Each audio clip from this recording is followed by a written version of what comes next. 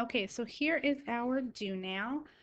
Take a minute, pause the video, give numbers 1 and 2 a try, and then when you're ready, you're going to hit play and you're going to listen to the explanation and check your work for each of them. So by now, hopefully you have tried each of these two do now questions. Number 1, the histogram shown at the right can be described as being a. So if I am tracing over this distribution here, it's going to look something like that. And remember that my tail is over here. This part is my tail because it's tailing off. My tail is on the left, so that means I'm going to be skewed left. So number 1 should have been choice 2 for you. Number 2, which of the two data sets most likely has a smaller standard deviation? Explain your answer. So smaller standard deviation. Remember that standard deviation refers to the spread of the data. So which of these histograms, dot plots, A or B, has a smaller spread? So hopefully you said dot plot A because the data is more consistent and clustered together.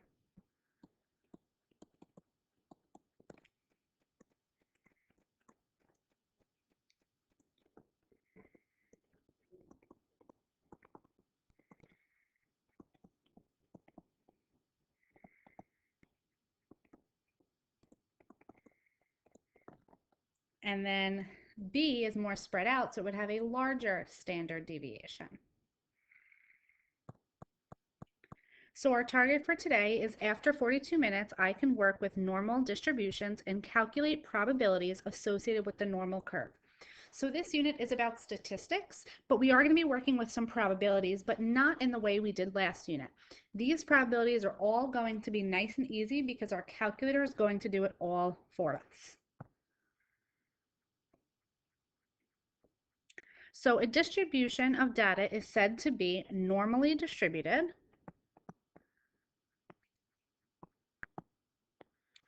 Sorry, guys.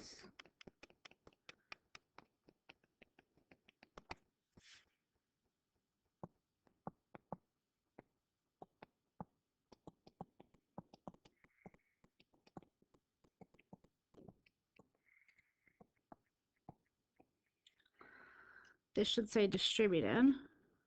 My pen is a little wonky right now.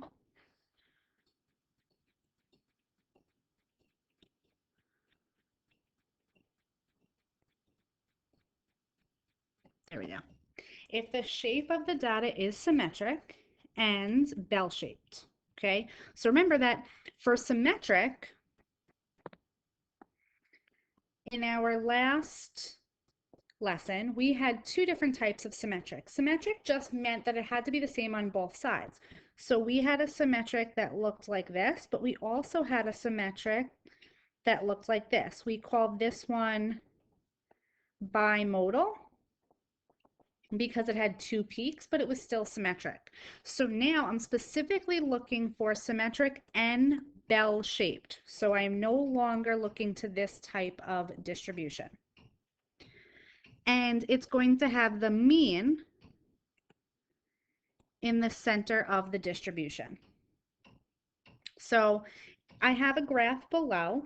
And right now it's labeled in something called z-scores or standard deviations, which we're going to learn about in our next lesson.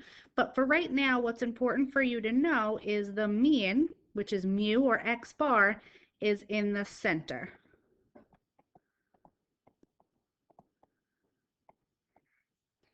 Okay? So what's special about a normal distribution is that approximately 68% of the data lies within one standard deviation. So that means from here to here, this area under the curve is 68% because these are measured in standard deviation. So this is one standard deviation in either direction. And if I go out another standard deviation, so if I go from here to here, I'm now at 2 standard deviations. If I were to encompass everything in here, I now have 95% of the data. And then I can go one more step. I can go 3 standard deviations of the mean. So here to here. And if I include all of that, notice in the picture how I'm really close to the edges there.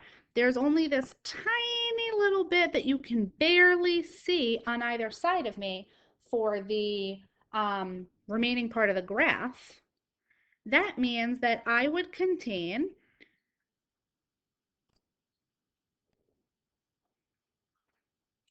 99% of the data.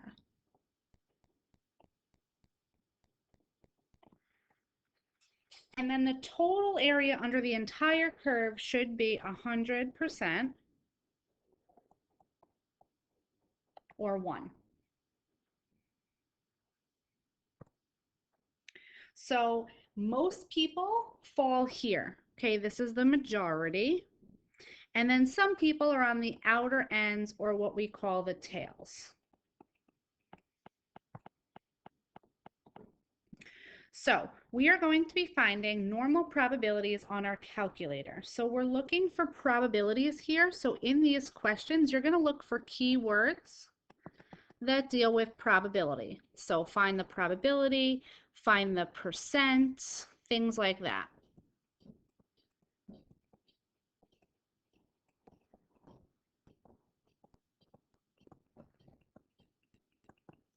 Okay, we're going to press second vars number 2. This is going to be super important here. And then the rest of these are going to be our lower, our upper, our mean, and our standard deviation. Okay, we're always going to draw a curve and label and shade appropriately. This counts as your work. And there are 3 main cases that we're going to be working with. On your PDF worksheet, it came out a little weird, so if you want to write this down, we're going to be working with case number 1 is between 2 data values, okay? So if I'm sketching a picture of this situation, here's my normal curve. My mean is in the middle. My 2 areas, my 2 lines that I'm going to draw are my lower and upper bounds. So this part here is going to be your lower bound that you're going to add in right here on the calculator, and this part here is going to be our upper bound because I'm shading between 2 values. That's case number 1. Case number 2, if I'm sketching a picture, it's a normal curve, so I have my bell shaped. My mean is in the middle, and this time I'm going to the right of the data value. So let's say my value's over here, I'm going to the right, and it's going and going and going and going. Your upper bound is like infinity. But infinity, we can't type in our calculator.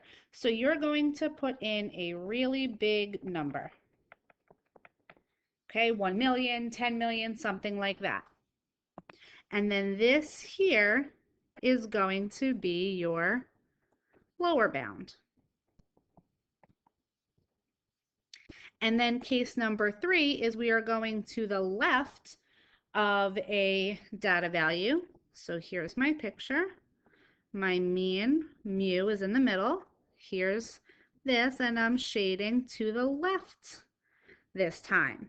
So my lower bound is going to be infinity this time, which is going to be a really big negative number. So a negative 1 million negative 10 million, something like that. A really, really, really, really big negative number, or technically a really, really, really, really small number. And then here, this part is going to be my upper bound. And this is going to make a little bit more sense as we go through the examples, but that's why it's important to shade your picture. Your lower bound is always your leftmost number. Your upper bound is always your rightmost number. So example 1. A swimmer named Amy specializes in the 50-meter backstroke. In competition, her mean time for the event is 39.7 seconds. So that's my mu.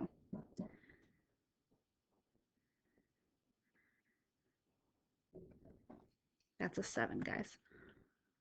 And the standard deviation of her time is 2.3 seconds. So that's my sigma.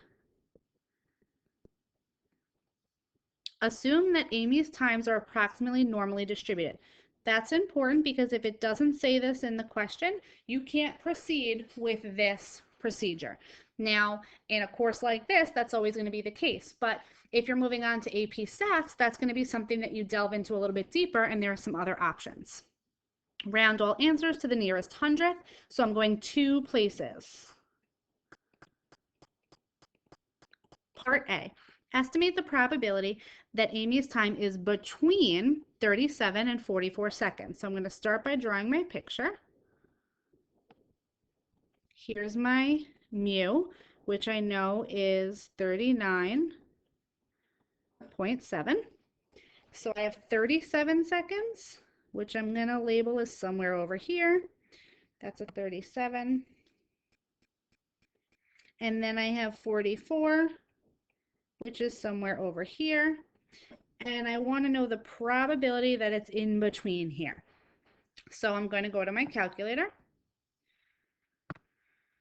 I'm going to hit second vars, which is right next to clear, and we're going to choose choice 2.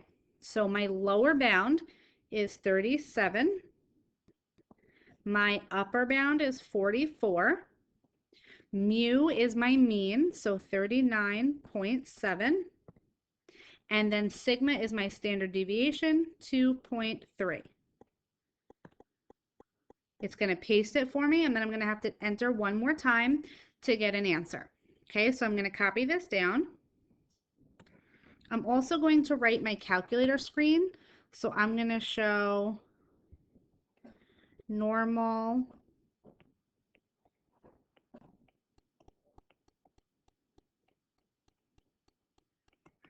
CDF,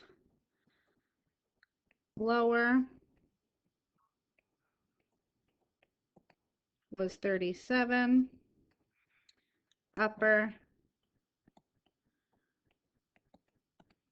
was 44. Sorry, mu comes first. Mu 39.7 and sigma 2.3. So I'm going to copy down my answer from my calculator, which was 0.849012. 2 places, go 1 past it. The 9 tells me to go up. So 0.85 is our answer. Part B, estimate the probability that Amy's time will be greater than 44 seconds. So I'm going to start once again by drawing a picture. My mu is getting labeled in the middle, 39.7, and I have 44 seconds somewhere over here, and it wants it to be greater than. So you have to think, is that going to be to the left or to the right? And it should be to the right. So I'm going to set up my normal CDF. Sorry for the bad handwriting, guys.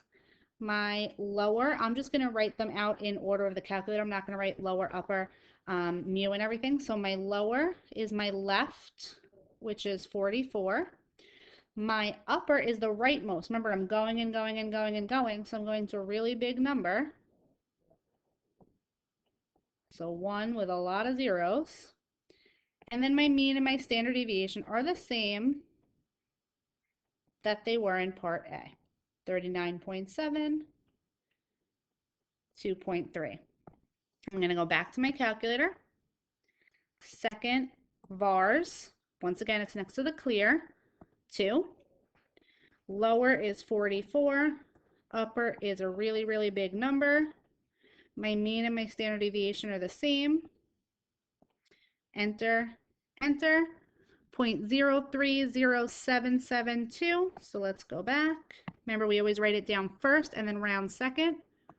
0.030772 and so on. 0 tells me to stay. 0.03. Okay, and lastly, part C, we want to estimate the probability that Amy's time is at most 37 seconds. So drawing my curve, mu is in the middle, that's 39.7. Here's my 37. At most, you have to remember your vocabulary words here back from like Algebra 1 or even before then, 8th grade. Our at least, at most, no more than, things like that. At most means that number or less, so we should be shading to the left this time. So once again, we're going to go to Normalcdf on our calculator, guys. And my handwriting with the Surface Pro is getting worse and worse. I don't know what's going on today with the pen. My lower this time, my leftmost, is a really, really, really negative number. So negative 1 million.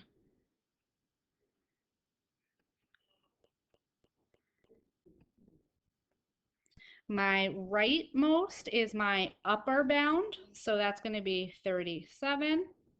And then remember, 39.7 and 2.3 are not changing because we are still in the same question. We're just on part C. So back to my calculator. Second vars 2. My lower is negative, a really big number. My upper is 37. My mean and my standard deviation are staying the same. I'm going down to paste, enter, 0.12021, 0.12021, and so on. 2 places. 0 tells me to stay. So we have 0.12. So let's take a look at our Regents question. The lifespan of a 60-watt light bulb produced by a company is normally distributed with a mean of 1,450 hours. So I like to make notes as I read the question so I don't have to go back and reread. And a standard deviation of 8.5 hours. If a 60-watt light bulb produced by this company is selected at random, what is the probability that its lifespan will be between 1440 and 1465 hours? So maybe you want to try to pause the video and give this one a try on your own and then check your work. So if I'm drawing a picture here, guys, I have a normally distributed, so it's a bell curve. My mu is 1450, and that should be in the center of my graph. They want to know between 1440 and 1465. 1440, 1465. I'm shading in between them. So here's my lower bound, here's my upper bound. So I'm going to normal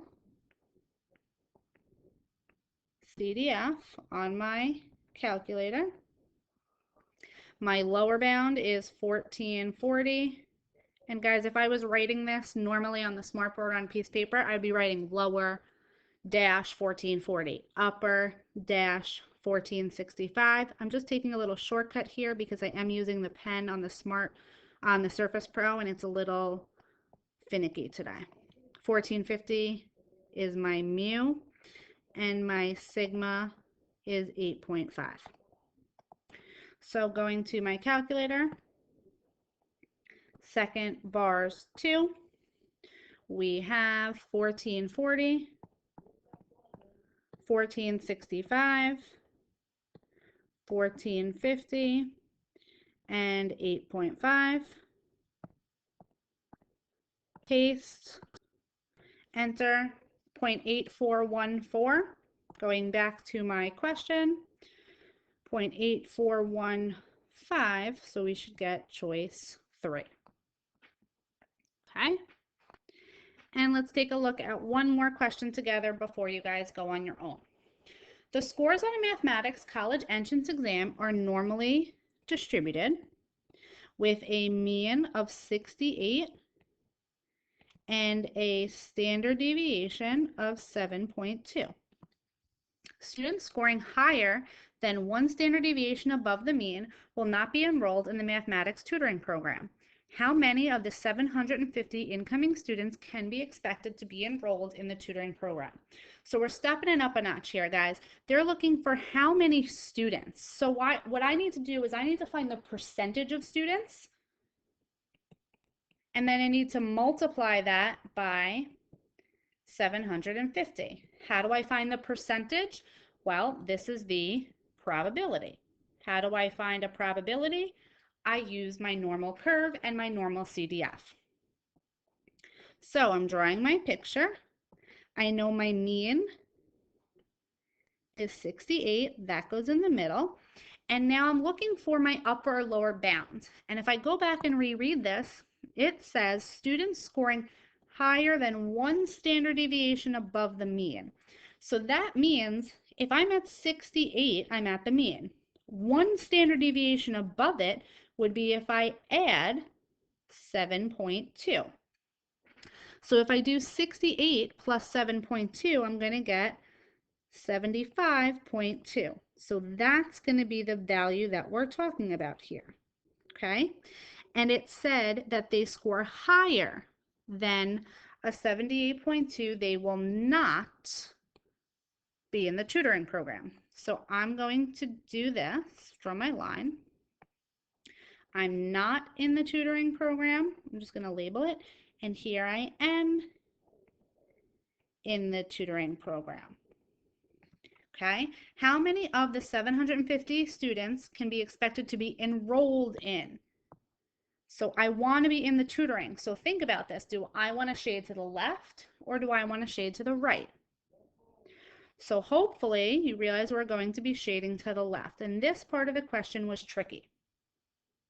Okay, from here, if you want, maybe you can pause it and give it a try on your own and then hit play to check your work. So from here, guys, I am doing Normalcdf again. So my lower bound is my left part. So I'm shading to the left, which means I need a really, really, really small number or a really, really big negative number. So negative 1 million, negative 10 million, something like that. Here's my upper bound, 75.2. Your mean is 68. And your standard deviation should be 7.2. So I'm going to go to my calculator. I'm going to do second vars, choice 2, negative a really big number, 75.2 is my upper bound, 68, and then 7.2, paste. There's my percentage. So 84% roughly should be enrolled in the program. Does that make sense from the picture? Yeah, look at it. Does it look like I shaded more than half? Definitely. So I have 0.8413, 4, and so on. But remember, they weren't asking for the probability or the percentage. They were asking for how many students. So I need a whole number. And we talked about this before. I have to multiply by 750. So since I already have that in my calculator, I'm just going to hit times. It's going to copy and paste the answer for me, 750, because we never round until the end. And we get 631.0085. So remember, we're talking about students. It has to be a whole number because it's a person. So we should have 631, choice 1. So you guys are going to try the practice problems. There are not that many of them. There are, I think, about 9 or 10 of them for you to try. And remember, it's all calculator based. And then you're going to answer them or put your answers on the form when you are done.